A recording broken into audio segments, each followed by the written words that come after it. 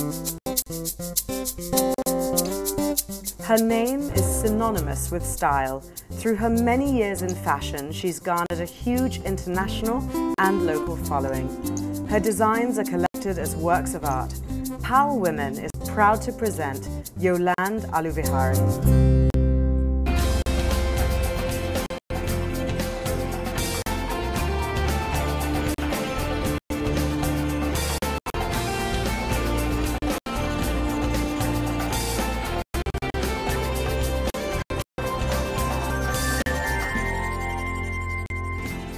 Hi, and welcome to a brand new series of ETV's Power Women. This is season 3 of the show, and if you're one of those few people who haven't actually seen the previous 2 seasons, Power Women is a show where I get to talk to women who are really at the top of their game. They're sort of leaders in their chosen fields. So sit back, relax, and enjoy the show. Hi Yolande, and welcome to Power Women. I know that you were a little bit nervous about coming on the show, so I'm very grateful that you decided to come on. It's a real privilege to have you here today. Thank you. Yolande, I want to just get straight into it and ask you, I mean, you've had this really incredible career. You've had acclaim and recognition both in Sri Lanka and globally. I mean, just tell us where it all began. How did you start? Binoli, I never inherited Yolande collection. Okay. It was my creative ability that I built this empire. Wow. Yeah. It all happened in a little room with one kerosene oil cooker. Oh, you really? will not believe it. Yeah. And my life revolved around my 2 children. Yeah. And when they started schooling, I was at a loose end. Right. And then I want to do something with my life. Then I thought, well, I must learn something. Yeah. Then I followed batik classes, and I did it for 3 months. Okay. And I learned it, and then started doing it at home. Okay. And I can still remember my first wall hanger was a Pinko Man. Oh, really? Yeah. And I presented it to my brother. Okay. I think he still has it. Wow. Yeah. Then then I started experimenting with my husband's clothes, sarongs, shirts, and my children's dresses. And in 1965, I opened my first boutique at Hotel Lanka Oberoi. Wow. That was the start. That was your start. And I mean, since then, you've had an incredible journey, you know. And actually what I wanted to ask you, I'm going to come back to your journey a little bit later, but since you've kind of opened up this door, I wanted to ask you, I mean, at what point did you realize, okay, I'm a designer, this is what I want to be doing for the rest of my life? I mean, was it when you started taking your batik courses, or had you had an inkling of that before? No. When I was asked to do a fashion show for the non-aligned delegates, I was shocked that I had to do garments for all these, like President Kaunda's wife. And then also when I started the trade fairs, when I did Frankfurt, they really appreciated my garments. And then I realized, I'm sure I'm going to be one of the leading designers in Sri Lanka. But I never knew that I was going to be a famous designer. As you said, But I suppose it was my destiny. Yeah. And how wonderful. So tell us a bit now, 1965, you've just opened your first shop. Where did things, I mean, because, you know, from what I know of you, things sort of happened very fast. They moved at a very rapid pace. And before, you know, before too long, you were out doing trade shows, you were traveling the world, you were really kind of representing Sri Lanka as well, you know, to a great extent. Yeah. In 1965, I started my shop, and I had very good sales. It was unbelievable. And then this was going on for about 3 months. And then there was this non-aligned conference. Where, and I did my first show at Oberoi for the delegates. Then after that, one of the delegates offered me a stall at the Frankfurt International Trade Fair. So that's how I started in 1970. That was my maiden fair to Frankfurt. And what was that like? I mean, you must have been excited, nervous, terrified. I was excited and I was very nervous because I didn't know how to handle a trade fair. Luckily, my husband assisted me. And so both of us went for the trade fair. It's unbelievable. From day one, I had a lot of people who were inquiring for my garments, and also they were fascinated with it, and they gave me trial orders. Oh wow! Yeah, and they knew that we were coming again in February, in August. Okay, so they could see how. Yeah, it was spring and summer collection. Okay. So I got a lot of orders, and then I was so fascinated. I couldn't believe it. And so you thought, okay, well, this is wonderful. And tell us, Yolande, like, I mean, for everyone at home, what is a trade fair, I mean, typically like? So, you know. Trade fair is where you get a 3 by 3 meter stall. Okay. And normally this was allocated only for me. Okay. Then I had to do the interior. Right. Lighting, everything. But at that time, I didn't know how to handle it. And it was expensive. Yes. I had to get somebody to do it. Yeah. So then once the stall is done, then you have to do your own clothes. You have to hang it and display it. Then once the fair starts, it's very interesting. All these buyers come walking and they order, and at that time they didn't know English much, and I had a problem. Right. And I had to get an interpreter to translate. Okay, wow. But subsequently I learned the language and I was very fluent, you know. Wonderful. Yeah. And by talking to them so much, I could easily handle my business. My God, that's amazing. I could count and say, 1, 2, 3, 4, wie heißen Sie, eine Seide, eine Bombule. I mean, I knew all the words. Yeah. So that was excellent for me. Wow. And also they felt more happier and comfortable, more comfortable, confident. Yeah. So I had very good orders. Oh, wonderful. And I mean, tell us a little bit about your love for batik. Now, you started this 3-month course, and like you said, your first piece you gave to your, you know, but just tell us a little bit about what it was like. And I mean, did you sort of, at that point again, did you think, okay, well, this is definitely something that I want to continue with? Even as a child, I used to make dolls' dresses. I used to be very fond of making dresses. So you've always had this creative... Yeah. And also I used to paint these dresses. It's strange, you know, with fabric paints. I used to paint these little dresses, dress them. And also I was very fond of art. Okay. And I used to carry all the art prizes. And then my husband's aunt was Ina Ditiva. Oh, okay. She was a famous batik artist. Yes, and I used to visit her place.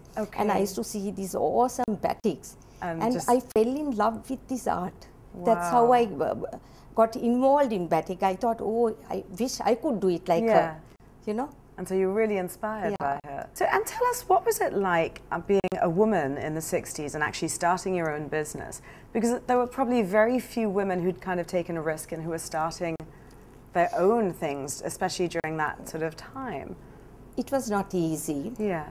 Only a handful of women did business in 60s. Right. Actually, it was a nightmare for me to get the documentation done. Okay. I had to go from one industry to the other, one department to the other. A lot of red tape. Yeah. And also imports were prohibited. Okay. And also I couldn't get the raw materials what I needed. A lot of hurdles for you. Yeah, it was very difficult. And to export, you have to have the quota. There was a quota system. So when I go to the ministry, it's red tape there. Oh my goodness. So it was so difficult. Anyway, I managed to survive because I don't take no for an answer. Yeah, you know, and I think that's wonderful. And I think everybody sort of has to have that sort of perseverance in business today. We're going to take just a little break, but I've got so many more questions to ask you. So for all of you at home, please don't go anywhere. We're going to be right back after this short break. We'll see you soon.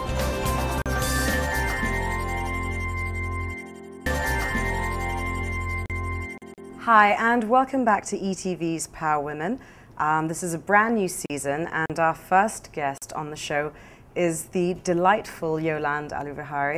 Hi, Yolande. Hi. Yolande, before we went into a break, we were talking about trade fairs, and I really wanted to ask you, because you're a veteran of, you know, international trade fairs, do you have any one particular favorite?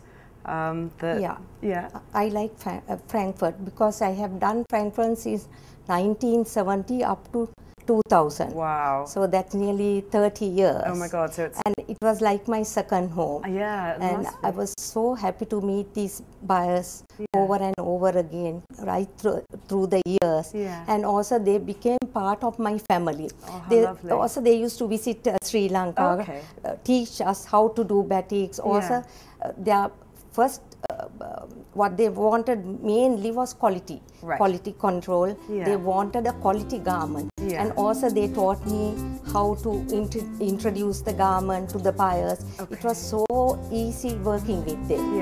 And also we had number of fashion shows even in Frankfurt, in a place called Mainz. I was giving batik demonstrations. Oh, really? Yeah, and they used to come and watch me doing it. Oh my goodness. And he was very cunning, you know, he knew exactly how to promote his product. While I was doing it, he was selling all the garments. And also he got one of these ladies to model, you know, there was a spa close by. And all these ladies who were 60, 70, 80 years, one day he invited them and gave them a rose and a wine. And said, you are going to model, and gave all the garments. And while I was seated shivering, waxing all these garments, and they are saying, especially, and I didn't, I mean, I knew it, they couldn't found it very interesting. And then after that, he sold all those outfits that was worn by these ladies. So oh my God, wonderful. So he was really a marketing genius. I know. So that's why it was a great experience for me to meet these people. And I have learned such a lot from them. I can imagine it must have been wonderful. And which kind of brings me on to my next questions to you. Could you tell us, well, everybody at home, a little bit about your creative process, how, you know, things go from when you conceptualize them to actually having a finished garment end up in your shop. How does that work? Actually, first I think of the silhouette and I draw it and we make the blocks. Then it goes for drawing. Then we do the designs. I can actually close my eyes and think what I want to design. And I tell my girls. And they are very good because they have been working with me for the last nearly 30 years. And they know exactly what to draw. If I tell them, okay, I want a jungle scene, they just refer up a book and they ask, is it okay? I said, fine. Then they keep that drawing. And then I select the fabric. For me, the fabric is very important because that plays a big part for me with the fall of the fabric. Now I have to decide the fabric to draw the garment. And also we use only natural fiber like silks. Then we do the cottons and linen. And also I love to work with silk because I had followed a course in marketing, manufacturing and silk painting in Lyon. That was in France. Oh, that must be so I'm very confident to work with silk. And and I know I can sell it at a very high price. And always the foreigners think that is a queen of fabric. So then this material is given to the lady to draw it. And then I decide whether it's going to be a batik or a hand painted item. If it is a batik, then it goes for waxing. And then wax is made out of rosin, paraffin and beeswax. So you have to boil this and wax it. Wherever it is waxed, it remains the color. Then we dye it. It depends on how many colors I need. Say if I need 3 colors, that means it has to go for dyeing 3 times and also waxing 3 times. So and and finally I have to boil this material at a very high temperature to get rid of the wax. Then if I want to do a lovely painted garment, then it's completely a different process which I learned again in France. You get the material, you can use the same design. Then you have to outline it with juta. And I have got special paints from France. And then we do the painting, but it's very, very tricky. They have to be well trained. Like doing a picture because each color runs onto the other. So it's looking at the garment and you just keep on doing it. It's not like the fabric paints that are used in Sri Lanka. Because it doesn't run. Even a little child can do it. But here it's really artistic. You've got to have a steady hand. Also you have to have a good eye for color. And also I have taught my girls, you know, if you can't decide on a color, you can't wait till I come. Please go out, break a leaf, bring that and see the colors. You will never go wrong. Because I believe in nature. I have taught them like that. Don't start just painting with direct colors. Just look at the book, see the colors harmonize, do it that way.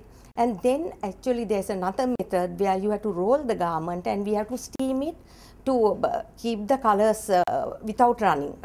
Wow. And then it goes for cutting and tailoring. Okay, my goodness. So it's there are a lot of processes before you actually get your finished. And actually, this is only 2 processes. And then I do the airbrush, which I learned in Canada when I went for another trade fair. Only I can handle it. Especially the beach where I love to do.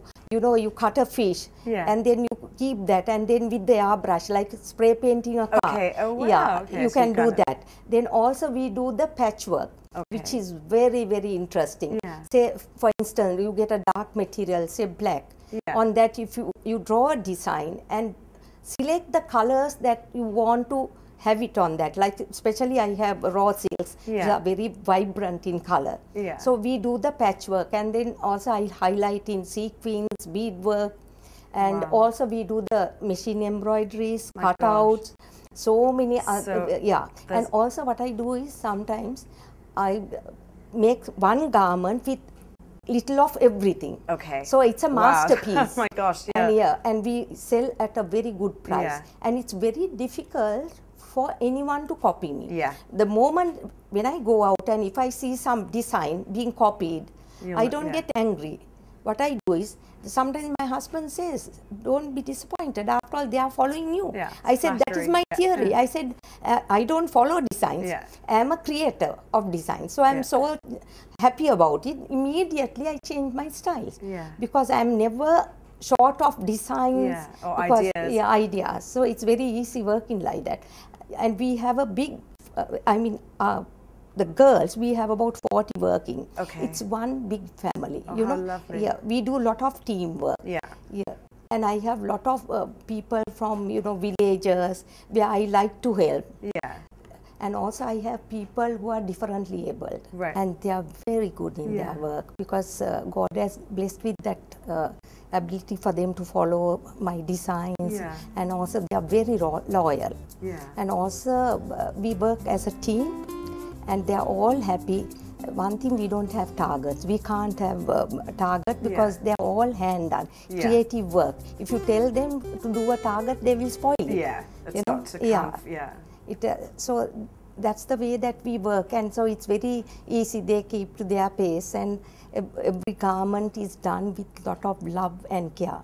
And also one thing I have told them, we have to think all positive. I don't want to have anybody who is negative, because it's not good for our creations. Because the amount of love that goes into one of these garments, I wish my label can talk. You know, it's so fascinating. And I suppose even the wearer could feel that, the love that with lot of love we have created each of these pieces. They are masterpieces, and also my clothes breathe vibrancy and elegance, and it's one of a kind and a timeless collection. No, absolutely. I mean, I remember at last year's Colombo Fashion Week, you had, I think you were one of the few designers to have a standing ovation. I remember everybody in the first 2 rows just, and you know, the other rows just got up and gave you a standing ovation. And I think that's really because, like you said, the sort of essence comes through in your clothes. Because whatever it is, I believe I'm very religious. Also, I have very positive thinking, and I want to give the others, make the others happy. As long as you are pure, nothing will harm you. Well, Yolande, I'm going to ask you about the Asian Awards that you recently attended. I mean, very prestigious awards. Tell us a little bit about your experience there. I think that was a miracle. I couldn't believe it. I was selected from Sri Lanka for the Asian Awards with 4 others. There were 14 countries and 90 nominees for 18 categories. And I was selected for the best-selling brand of the year. Wow, that's amazing. And I had to compete with 4 other countries. It was a big brand, Jasper, from Thailand. They're huge. So when I traveled, we go on holiday often, and then I used to tell my husband, my gosh, I won't stand a chance with this person. And they are all over. They are giants. So that was Jasper, then Singapore, Korea, and Malaysia. Wow. And it was shocking when they announced. I didn't hear just Sri Lanka, Yolande, Sri Lanka. Then they said, Sri Lanka, that means I have won the best-selling brand of the year. That's amazing. I couldn't believe it. And also, Minoli, you won't believe, I couldn't walk that red carpet. I was shivering to get the award. Anyway, I managed to go up. I got the award and the certificate. I thanked everybody. And I thought, I was so happy for my company and mainly for my beautiful island, Sri Lanka. Again, you know what I thought? Oh, I kept Sri Lankan flag flying, which I have done many a times. I mean, that's wonderful and such a prestigious award. That's what I want. I don't know, I feel so happy when I go abroad and if I can do something for my country. That is, and it's not for me. I have done something for my country because we are a little tiny little island. Yolande, I think that's a wonderful sort of point for us to take another little break. So for all of you watching at home, don't go anywhere. We're going to have a lot more from the enchanting Yolande. So we'll see you right after this short break.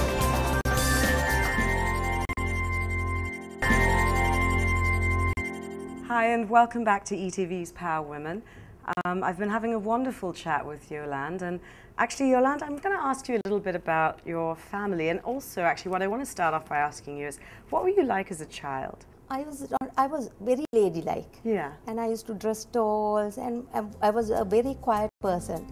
I never fought with my brothers and sisters. And also I was studious. Great. And you know, during the break, I was having a wonderful chat with you actually about your family and your grandchildren in particular. Tell us a little bit about your family, about your kids, about your husband, how you met. I met him about in year 2000. He's from Sweden. And you know, we went on holiday. My sister too is married to a Swedish guy. And then we went on holiday to play golf. And I didn't know to play golf at all. And that's how he was the tour guide. That's how I met him. And at the start we were very friendly. And we had sort of, but we had common interests in the sense he had traveled the world and I have traveled, and the whole time we were talking and discussing things, and business wise he was also in charge of one of the biggest factories. So we had everything in common. That's how we met. How lovely. And tell us a little bit about your kids. I have two children, and they were studying abroad, and my son, after he passed out, he joined the army, and then after 10 years he retired as a major, and then he formed his own company, a security firm. And I think he followed my footsteps and formed this company with 10 guards. But today he has over 1,200 guards. And also he has joined another foreign firm, and it's now a multinational company. That's amazing. And my daughter, she too studied in England, and she did a degree in law, and she was working in London as a civil servant. Then when she came back to Sri Lanka, she joined Leo Burnett advertising firm. And after my granddaughter went to the States for higher studies, she joined me. And I'm so happy. That she's with me. One thing I feel, I have this strong intuition that she, with her creative ideas and her experience in marketing, she will carry on the good work that I have done and introduce Yolande collection to the rest of the fashion conscious women of the world. I hope she'll do that. No, that's wonderful actually. It must be so lovely to have your daughter with you. I know.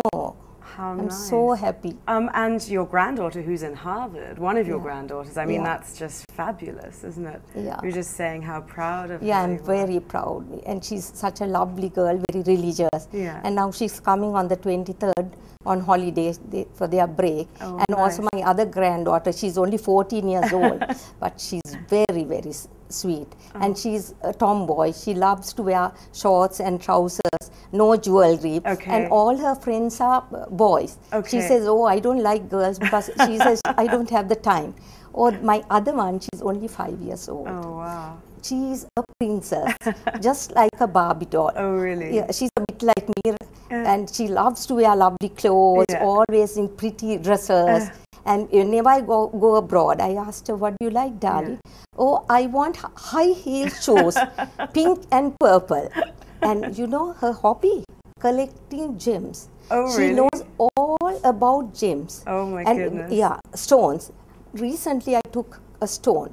She looked at it and said, she calls me Thamji. Yeah. I hope it's not a synthetic. Well, yeah. We're going to have to take a break on that story, but that's fascinating actually. Yeah. But don't go anywhere. We're going to be right back with more from Yolande. Yeah.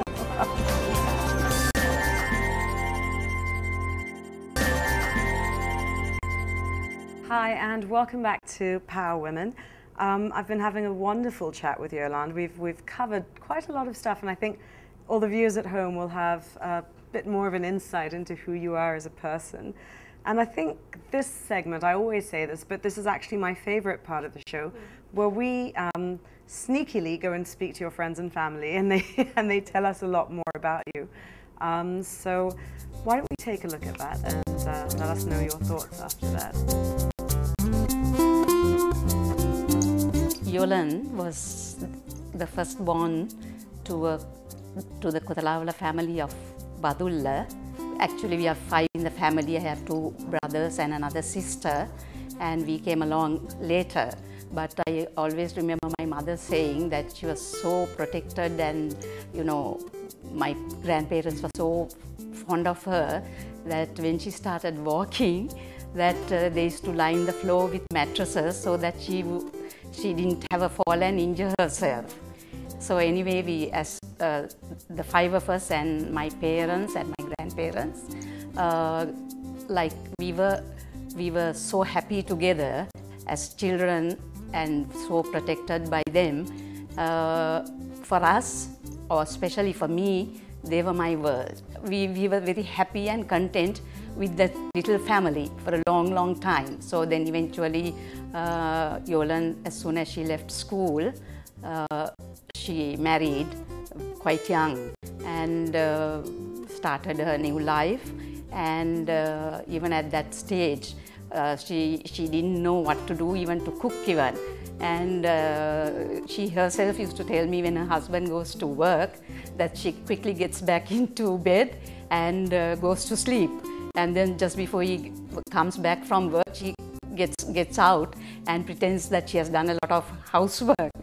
So that was then later on, because I don't want to talk about her business because you know others know much better than I, but then she grew up to be what she is now, and I admire her for what she is now. And as a sister, she has been a wonderful sister to me, and I think even to the rest of the family. And I must say I'm very proud of her. You know, she's very quicker than a young girl. Now, even when now I have been traveling with her abroad for several times. Now, when she's the first to got off the flight, and then she'll be the first to come off the customs. She's very quick, and when she comes to the factory, she doesn't act like a boss, and she doesn't scold people. She tells the girls, "Oh my God, you all are like old ladies. See how I walk in the factory." She walks so fast. Staff, if they do something wrong, if they cut a material wrongly, she never scolds. She's so creative. You can learn quite a lot with her. She doesn't hide anything, and she's a natural. She could be an inspiration to anyone really, including me and my little sister Maya, because sometimes I come here and you know paint my own little scarves and stuff. So anyway, you know, for younger artists or fashion designers, she could really be an inspiration. And she comes and visits me, and you know she's quite fun, and I have some nice memories with her. Once we went swimming, and I did a flip in the pool, and she tried to do a flip as well, and it was quite funny because she didn't do it properly and her swimming cap came off. And I remember she used to tell me when I was 5, she used to tell me like stories. She used to just make them up, and I used to get very fascinated by that. It's lovely actually. Nice, it's so nice to kind of hear what your family and friends and after the little Sydney? one, yeah. She's so cute. Very sweet. Right, we're going to take another little break, but for all of you at home, don't go anywhere, because when we come back, I'm going to put Yolande on the spot and ask her the dreaded 10. So we'll see you soon after this break.